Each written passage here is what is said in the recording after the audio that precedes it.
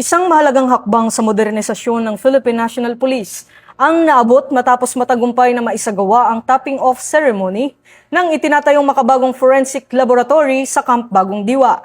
Hudyat ng topping-off ng pagtatapos ng pangunahing istruktura ng gusali at pagpasok nito sa susunod na yugto ng konstruksyon. Ang pasalidad ay isang siyam na palapag na gusali na may 3 basement at inaasahang magsisilbing pangunahing sentro ng forensic investigation sa Metro Manila. Dumalo sa seremonya sina Senator Alan Peter Cayetano at Taguig City Mayor Lani Cayetano, habang kinatawan ni Police Lieutenant General Bernard Banac si PNP Chief Police General Jose Melencio Nartates Jr.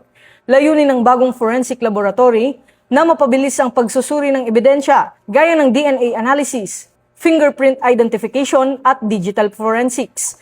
Mahalaga sa mas mabilis na paglutas ng mga kaso at pagpapatibay ng hustisya. Ito ang bagong PNP para sa bagong Pilipinas. Serbisyong mabilis, tapat at nararamdaman.